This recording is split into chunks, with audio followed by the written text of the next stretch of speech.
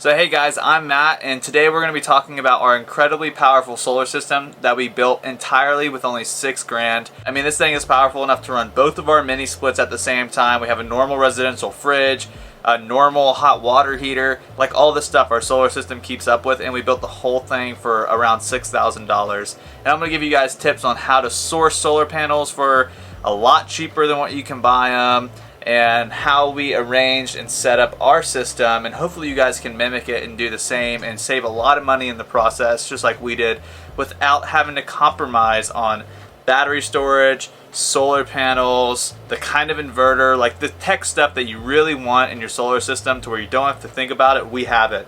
So stay tuned and I'm going to show you guys all about it.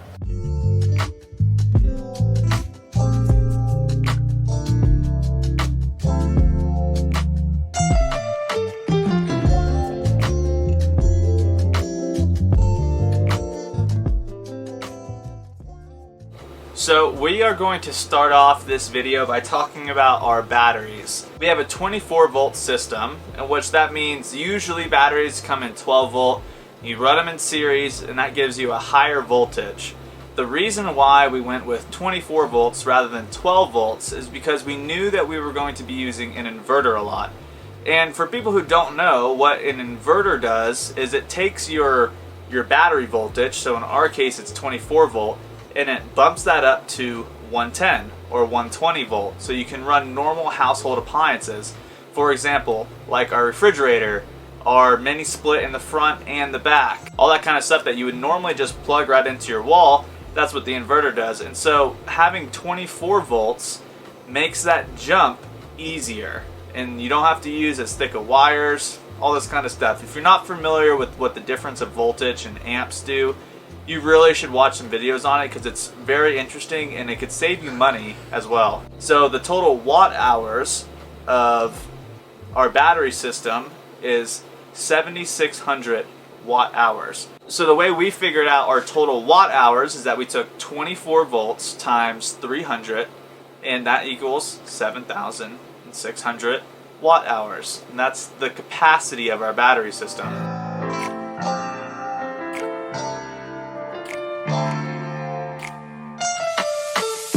So one of the biggest complaints, or really things, why people wouldn't buy an ampertime lithium battery, first off, they're a lot less expensive than a Battleborn battery per se, but significantly less expensive, about a third of the cost really.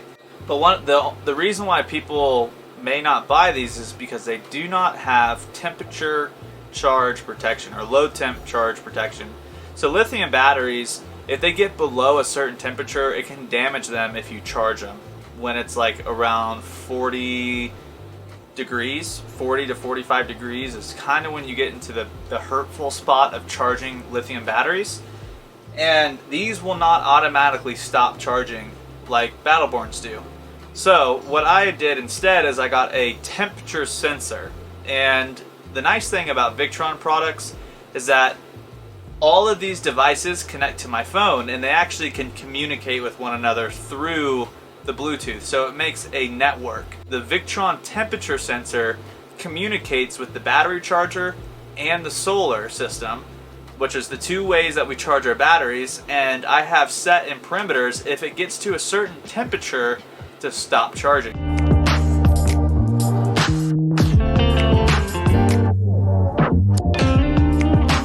So working our way from our batteries, we're going to follow the positive and negative lead over to the rest of the system.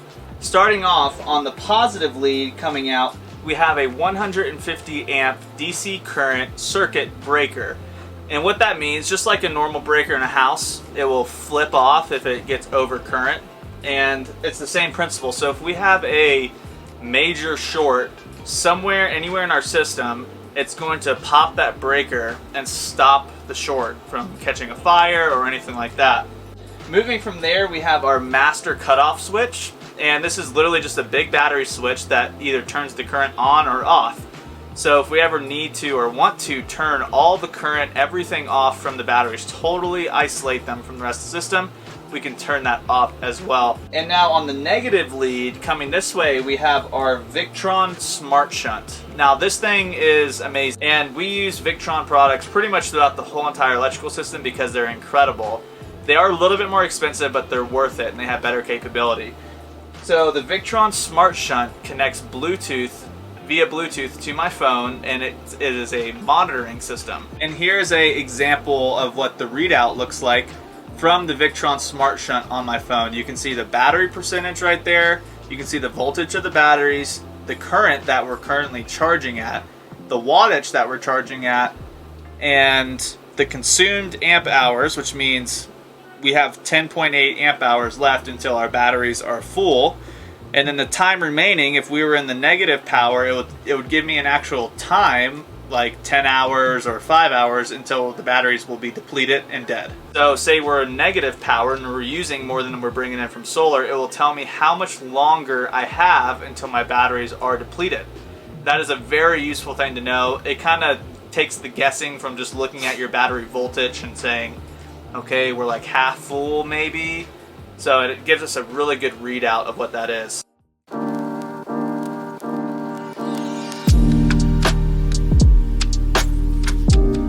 So this is the beauty of editing. I messed up earlier today and I was just editing the video and realized, well, I gotta redo it. So moving from our Victron Smart Shunt, we have our Victron Lync distributor. And really this is just a fancy bus bar where all of your positive and all of your negative cables connect to one junction box, essentially is what it is. And it has built-in fuses, which are really, really nice. And it makes your wiring very, very clean. And it's really not much more expensive than just buying like a cheap bus bar. It has this nice cover on it. The wires go in and the wires go out, super clean. And that is distributing all of our DC current across the board. And now earlier we talked a bit about what an inverter does, but this inverter is something special. This is the Victron multiplus. The Victron multiplus is an inverter, a charger, and a transfer switch, kind of. I'll explain that here in a second. It's actually really pretty cool. And so the inverter on this will invert up to 3,000 watts, which is more than enough power to run both of our mini splits and a few other things. And it will surge up to 6,000 watts just in case you have a very short, high peak of wattage.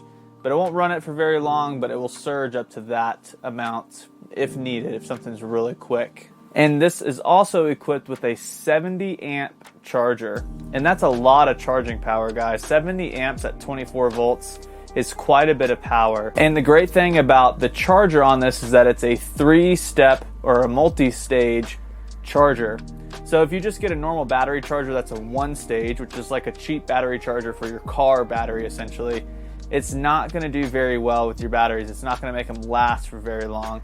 This has a 3-step charging method, which is a bulk charge, which is when your batteries are depleted, it's just dumping power into your batteries to charge them fast.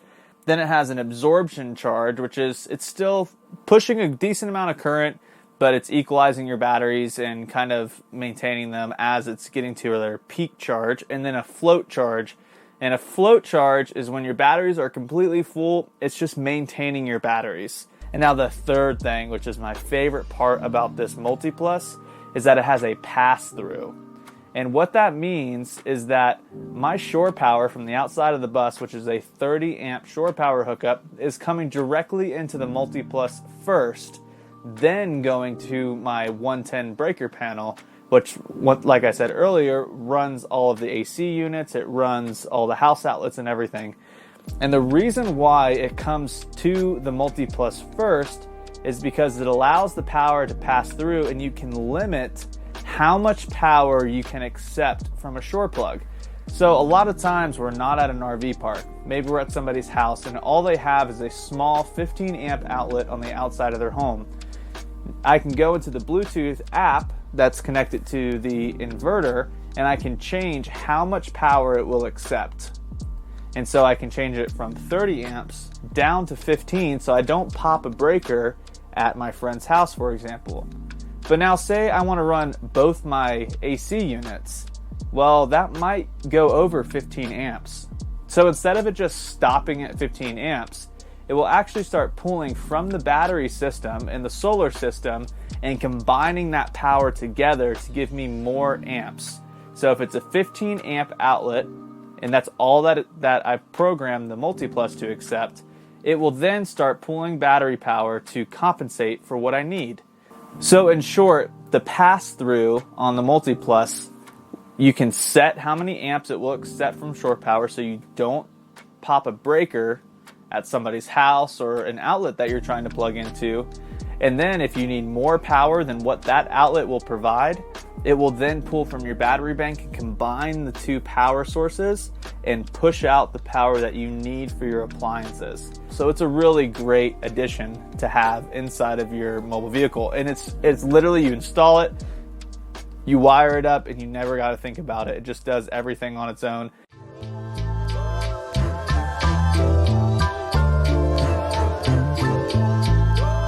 Now moving from the multiplus, now we're going to be talking about our solar system. And we have 2,800 watts of solar on the roof, which is quite a bit. We have 6 435 watt panels. With having that much wattage on your solar panels, we needed a very big solar charge controller, and that is this right here. This is the Victron Smart Solar Mppt 150 volt and 100 amp hours of charging. This solar charge controller is massive, and it's one of the most expensive solar charge controllers that Victron makes. But I didn't want to have multiple solar chargers. I just wanted one charge controller that looked nice and neat. It has a huge capacity. It can charge at 100 amps at 24 volts. Our solar charge controller will and can charge faster and with more current than our actual battery charger. So just think about that, how crazy that is. Just like with most of the other devices we've talked about so far, the Victron Smart Solar charge controller is also hooked to my phone, so I can monitor how much we're pulling in at any given moment, just purely the solar, and it keeps a tab on the voltage at what they're bringing in as well. It's super, super handy to be able to look at my phone and see what my solar is doing and not just guess, you know, and it really helps us understand how much power we can use or how much power we shouldn't use. Then right next to our solar charge controller, by code, a person needs a PV breaker box. And what PV means, if you ever see PV current or anything like that, that means solar current. Current that's coming from solar panels is labeled as PV. I don't know what that means, like the letters, but if you know, let me know in the comments. I just know that it's labeled as PV current. And so this right here is our PV breaker, and you need it by code. And the reason why is if I go to turn my master switch off to cut off all the power from the batteries to the rest of the system, the solar panels will continue to bring current into the system from the other end, and it will actually run our inverter and everything if we're out in the sunlight. So there needs to be a way to turn the solar panels off, otherwise they'll just continue to run always. Okay, so let's head on up the ladder to the roof of the bus so I can show you guys how our solar panels are mounted. So up here on the roof of the bus, the solar panels are mounted on Unistrut, but you can see right here, you can get that at Lowe's or Home Depot. It's an electrical appliance, so you'll find it in the electrical section. They have these feet, or these long L brackets, and that's what we use to bolt and mount the Unistrut to the roof of the bus, and then bolted those to and through the roof of the bus. And then we have a clamping system that holds the panels onto the roof. And another thing to note is that none of these panels are actually screwed down, but all the panels are just clamped down to the Unistrut very tightly with 1/2-inch bolts and these big square washers. And you'd think, well, what if it loosens up and all this stuff? But it won't loosen. There's Loctite on it, lock washers, all types of stuff. Keeps it very nice and tight. And this way of mounting them is super, super secure. And if one ever breaks or something happens, we need to replace the solar panels, we can easily unbolt them and take them apart and take them off the roof. And now I also want to share a tip with you guys on how to get solar panels for a lot cheaper than just buying them off Amazon or buying your solar panels brand new, there's a rule of thumb. Typically a good price for solar panels is $1 a watt. So say you were to buy a 100 watt panel, if it cost $100, that's an okay deal.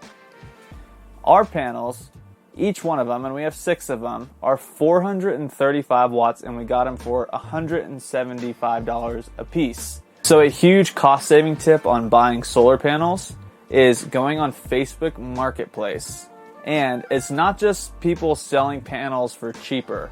If you're really looking for a good deal, you can find people like I did who they go to these big solar farms, will sell off all of their panels that they have and buy new panels, one for the write-off and the better efficiency that they get from the latest and greatest solar panel. And the people that get their old panels pick them up for practically dirt cheap because they're not trying to like make money off the panels. And then these people sell them back to the public for a really good price. So, and now for our whole system of solar panels up top, we paid $1,100 for 2,800 watts of solar. So we're actually less than half of the cost.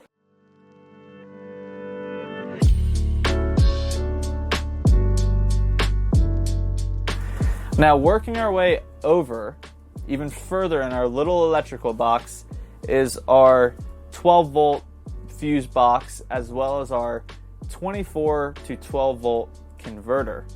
And so an inverter steps the power up, like for example 24 volts to 120 volt, and a converter steps down the voltage. So in our case, it's stepping down from 24 volts to 12 volts to run all of our 12 volt appliances. We've got 12 volt puck lights, 12 volt diesel heater, 12 volt charging stations all over the place. 12 volt appliances are just so much easier to find. So we stuck with 12 volt, and we got a Orian 70 amp 24 to 12 converter.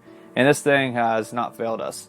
We at first bought a kind of cheap converter that went from 24 to 12 volt, and it just didn't have the same push of power like the Orion has. For example, we have a diesel heater. We have 2 diesel heaters actually. And when a diesel heater starts up, it's a little motor in there. And so just like your car, it has to turn over to get that motor started, and it's a high crank of amps. Not high like your car, but still it's a good fast push of power. And the cheaper one didn't have that fast push of power for some reason. I don't know why. And then I got the Orion the Victron Orion converter to try to see if that was the difference, and it was. So I got that one hooked up, and the diesel heater would crank up very nice and easy, as it should. So thank you guys so much for watching our video on our solar system. It works great. If you have any questions, or maybe you're trying to build a system yourself, feel free to comment below, like and subscribe to our channel, and I would love to help you out on anything that I can. And if you have questions, just reach out. I'd love to answer them, and I'd love to be helpful.